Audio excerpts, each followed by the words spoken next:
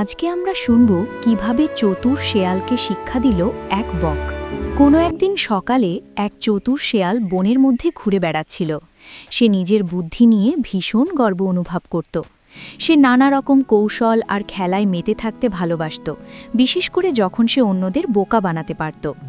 নদীর ধারে হাঁটতে হাঁটতে সে দেখতে পেল এক লম্বা ও সুন্দর বক অগভীর জলে খাবার খুঁজছে।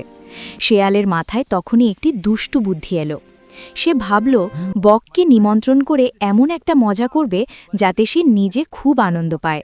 শেয়াল অনেক পরিশ্রম করে এক সুস্বাদু স্যুপ বানালো এবং সেটি একটি চওড়া ও সমতল থালায় ঢেলে রাখল। সে নিশ্চিত ছিল এই পরিকল্পনা তার বুদ্ধিমত্তার প্রমাণ দেবে। শেয়াল উৎসাহের সঙ্গে সেই স্যুপ বককে পরিবেশন করল।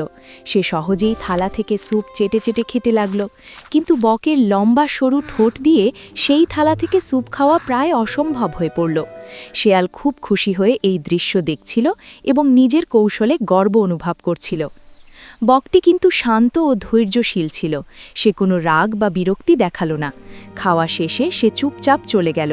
শেয়াল মনে মনে খুব আনন্দ পেল এবং ভাবল সে বনের সবচেয়ে বুদ্ধিমান প্রাণী। কয়েকদিন পরে বক শেয়ালকে তার নদীর ধারের বাড়িতে নিমন্ত্রণ করল। কৌতূহলী এবং আত্মবিশ্বাসী শেয়াল আনন্দের সঙ্গে সেই নিমন্ত্রণ গ্রহণ করল।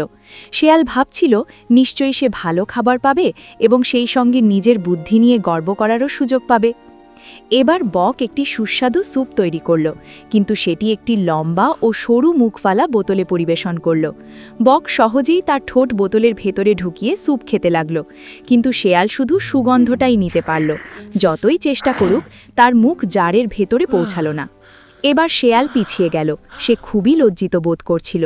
প্রথমবারের মতো সে বুঝতে পারল তার বাড়িতে বকের কেমন লেগেছিল। তার নিজের কৌশলই বক তার কাছে ফিরিয়ে দিয়েছে। সেদিন সন্ধ্যায় বাড়ি ফেরার পথে শেয়াল গভীরভাবে চিন্তা করল। সে বুঝল অন্যকে কষ্ট দিয়ে নিজের বুদ্ধি দেখানো কোনো বড় গুণ নয়। সেই দিন থেকেই শেয়াল অন্যদের প্রতি সদয় ও ন্যায়পরায়ণ হওয়ার চেষ্টা করল এবং শিখল দয়া ও সহানুভূতি প্রকৃত বুদ্ধিমত্তার পরিচয়। তাহলে বন্ধুরা, আজকের গল্পটি যদি তোমাদের ভালো লেগে থাকে তাহলে অবশ্যই একটা লাইক করে দিও।